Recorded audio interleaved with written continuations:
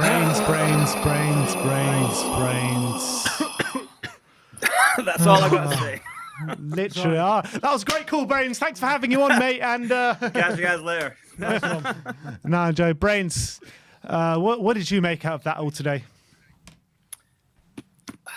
Man, I just thought I thought Kane was so bad. You know, like I can tell by your name. Yeah.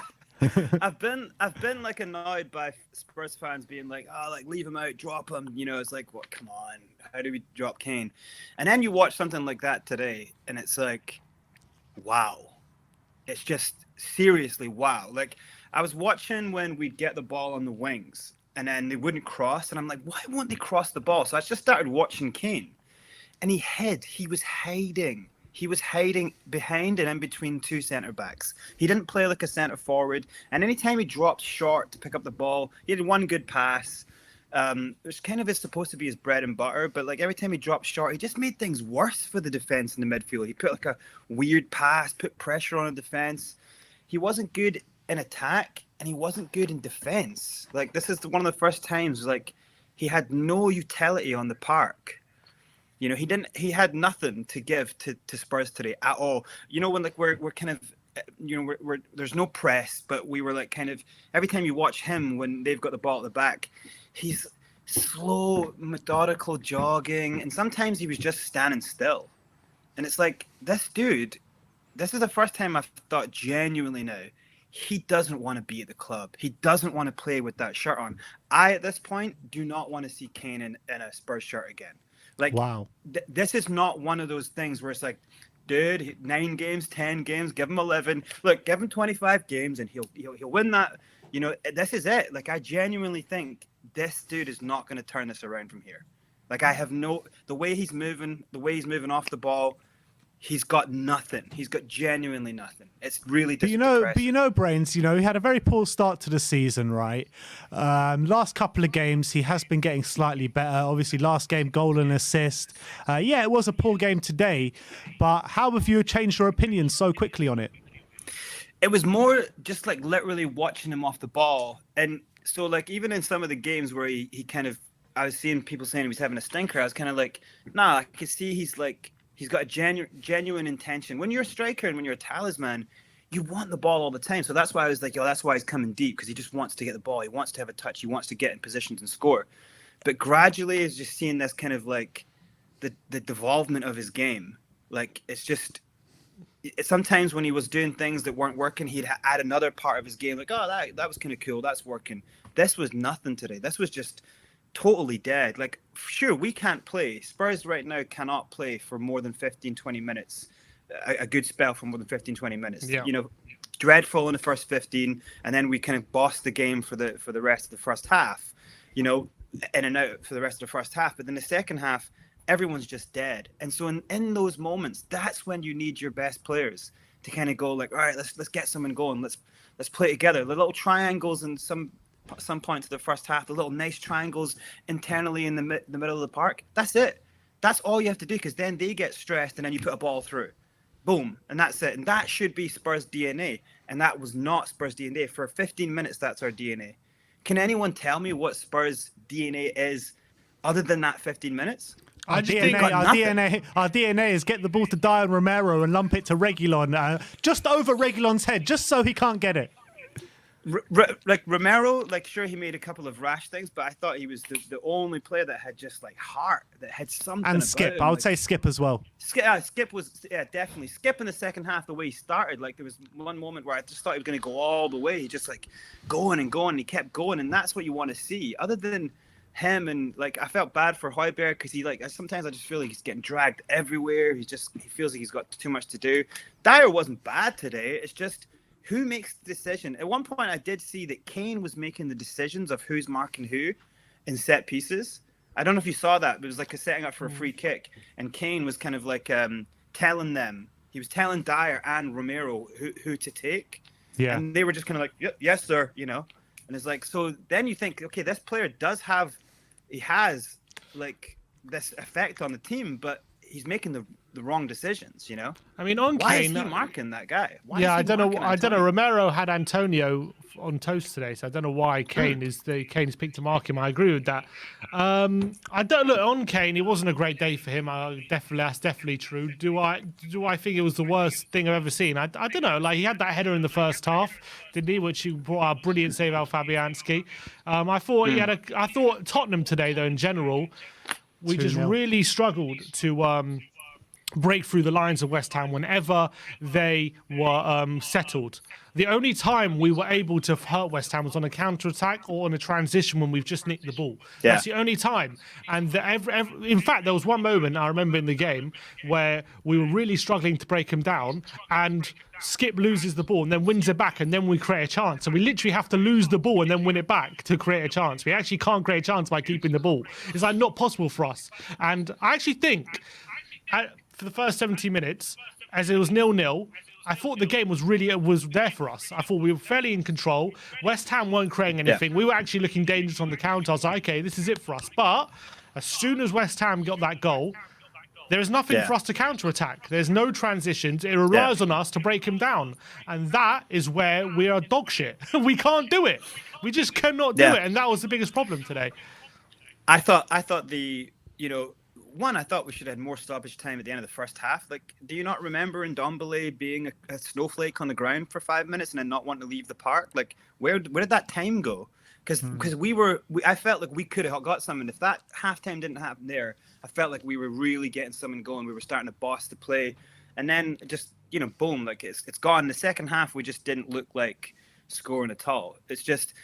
I really struggle to watch a Nuno team because I don't think he knows what he's doing. Like, you look him at the side of the park and it's just like, this guy's got nothing there. He does not know what he's doing. Like, waiting so long to make a change. Every game. Constantly. Every single game. And I just think he just is just like, well, look at the bench. Like, I don't know what to do. It's like, well, how about you just take Kane off, put Son central, bring Bergwijn on or Gill on at the wing, and just go into that, have 3 fast attackers cutting in. Like, just try something. Like, to take like Reggie off. It's just like, what? This is Brian our Hill only ball left out. back. It's because he was listening to Adam William Cahill on the fan show last week, and he said Brian Hill at left wing back. Yeah, I mean, I feel bad again for Gill because he's got to be a little bit stronger. He was just dispossessed so easily. It's like, and as soon as he was dispossessed, they were like just all over us, and it was so much of that, like just not winning balls, just really kind of depressive stuff to watch. Like a Nuno Wolves team was boring. A Nuno Spurs team is boring. It's like, I don't want to be like too critical of him because it is still like 9 games, 5 wins, 4 losses, but lose another one, it's 5-5. It starts to get worse and worse and worse. Like, how about draw a game? Just get us a draw. I think in terms of his tactics and him knowing what he's doing and stuff like that, like, I do think tactically today, in general, I think he was getting it right. I really do, up until obviously the last 70 minutes. But this is what Nuno's tactics are. Like, unfortunately, I think in general, we were creating better quality opportunities than West Ham today. I think we were probably looking like the side more likely to score before the goal went in.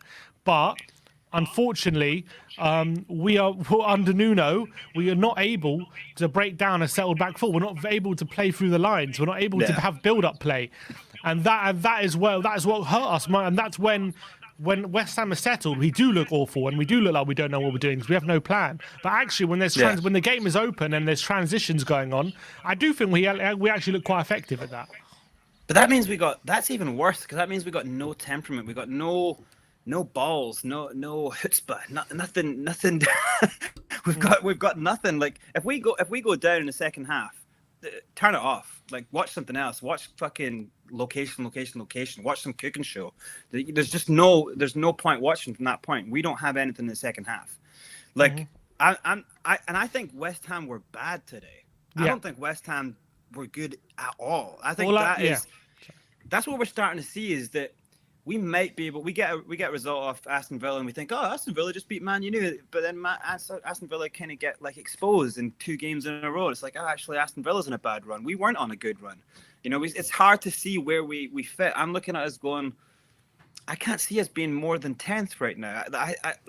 There's so many teams that seem to be on a better run than us, and even if they go on a bad run, it's just 1 or 2 games. It's like, I think that I don't know if we deserve to be in 6th position right now. I think we've been it's riding only 1 luck. point. It's only 1 point to 10th. Yeah, exactly. That's what I mean. And I saw like little bits of the Arsenal game, because the only hope that you get as a Spurs fan right now is just watching Arsenal and hoping they get beat. But watching them, it was like, oh man, they're just way better than us right now. And that's even more depressing. They just seem to have something in attack. We just seem to have nothing, you know?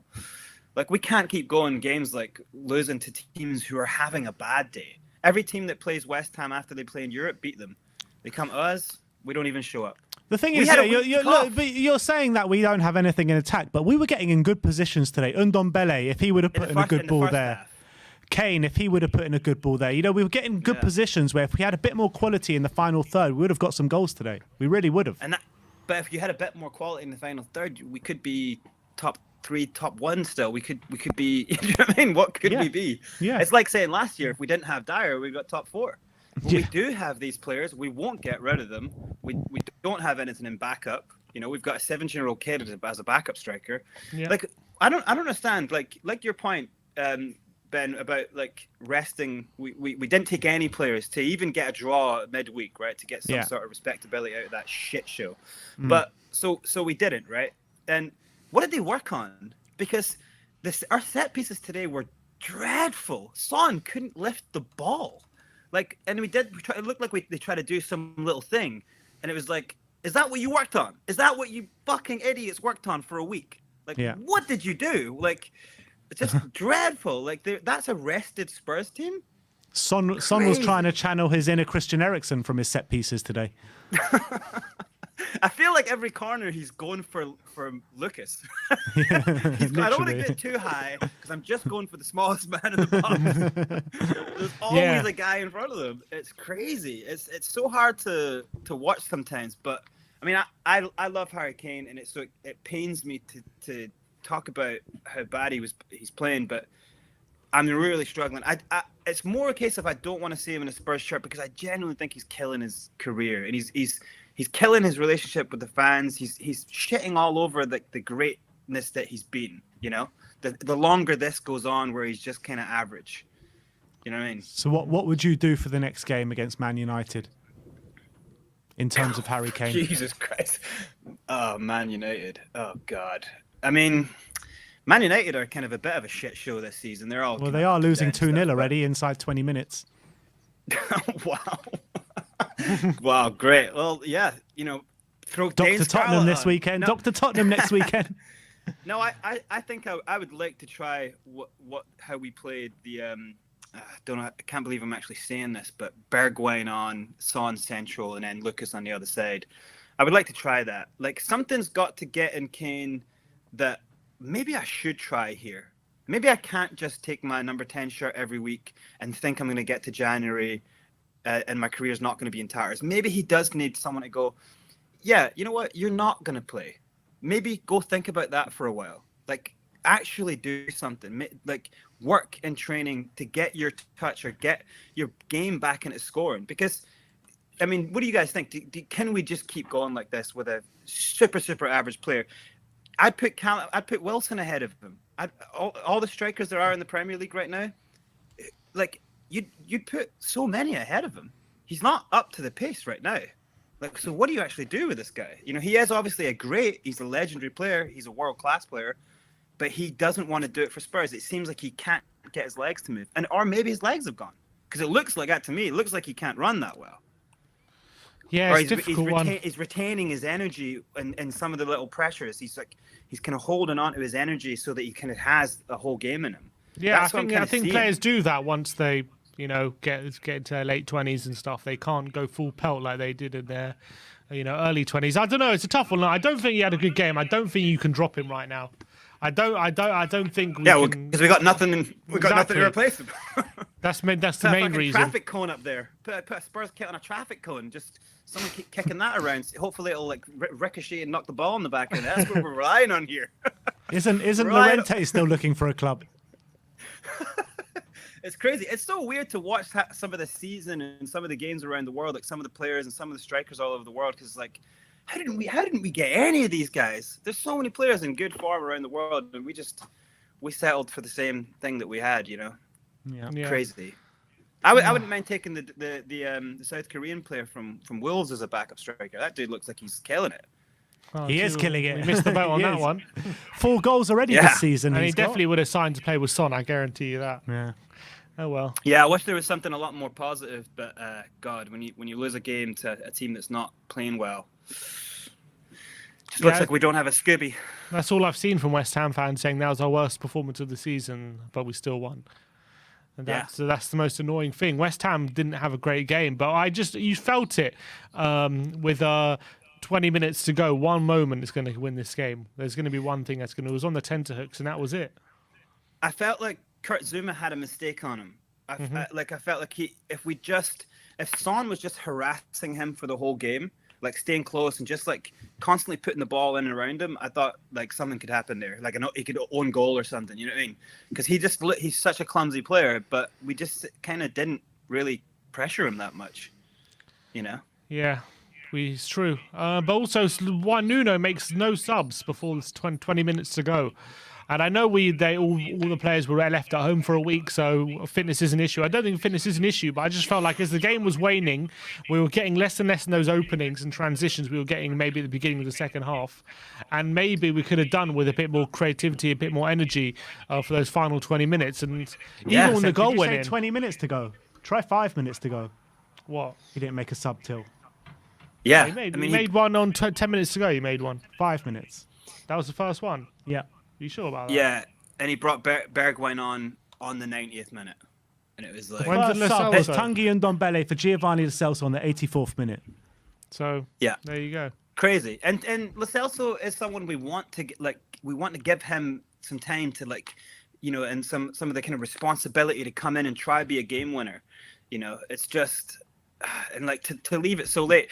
Sometimes I just kind of can't wait to the point where Nuno just breaks from, you know, like a question in the post-match press conference and just goes, because at first he was going, no, we were in control of the game, so I didn't make any subs. We're in control of the game. It's like, we're not really in control of any games. I don't know which games you're watching. We're never really in mass control of the games. Maybe Aston Villa, but it's like, or the last game. But it's kind of like, yeah, but when you're not in control of the game, what's your excuse now? What is he going to say now? You know, like, is someone going to put this to him? You know, like, ask him, like, why are you not making? Why is this a recurring thing? Why do you wait so long to make 5 minutes to go? The game's gone, dude. The game is gone. You don't have a Ronaldo. You don't have someone who's going to, like, who's known for popping up in the last second. Yeah. So what are you waiting for, you know? And it's ridiculous. You need to be proactive within games. It's been too long. I've been seeing Tottenham managers being reactive within games and us falling on our faces time and time again. You need to change things before things go wrong, not after things go wrong. You know what I mean? And yeah, exactly. That's what I'm saying. You should have made it 20 minutes to go. Yeah, that's what I'm saying. While there was a bit of control in the game. And also, like, when we are one down, like, dude's like taking so long on the ball, slowly kind of thinking, what do we do? Passing the ball, but we get up and then a ball comes all the way back to the goalkeeper. It's like, we are one down. Like, why is the manager not going, hey, like just everyone up? Like, what the fuck? There was a time where Romero just was like, he burst through, got the ball, and he went into the box, and it's like, put the fucking ball over, like, get the ball in the box. You've got two tall people in the box now, like, and then we didn't, and the ball went all the way back. It's like, he's out of place. What are you doing? Like, it's just so no urgency, no kind of vigor, like, and we're losing the game. And that isn't just the players. That has to be a manager going, you know, getting that message to them, like, 5 minutes, let's go, ball in. Like, he's not doing any of that, and that's just mind blowing to me, because that's what a manager does. You know, he's just standing there cross-armed, like, It's football. The thing is with Nuno, right? I'm not by no stretch of the imagination want Nuno to be sacked or anything like that. But just looking at him on the sideline, he just looks like a dead man walking. 100%. 100%. That's why I keep thinking, like, that he's in his head. Keep thinking he's like, oh, this is going to be bad. Or like, just like, dude, the fucking game. Like, make a change, or like see where the dangers are coming. We were kind of we always see it like in the WhatsApp groups. My friends we're always like, yeah, goal's coming. We can always tell when a goal's coming, like when a team's gonna hammer a goal in against us. Why can't he see that? Why can't he feel like, you see legs are getting weaker, you see players are slowing, there's the press becomes non-existent. It's like, oh, are you only playing the press for the first half, or for the first half of the second half? Like, press all the game. Why is it dead? Because the players are tired. Make some fucking changes. It's like, oh, it's frustrating. It's like, man, where did this guy get his coaching badges? So you get him in a fucking some sort of prize draw or something. Get him through the post. Reader's Digest prize draw. You're now a coach from a Premier League team. Ridiculous. But anyway, Brains, thanks for coming on, my friend. No worries. Thanks for the therapy, guys. Same time no problem. Next week. Same time next week, my friend. We'll see you soon. Take care, guys.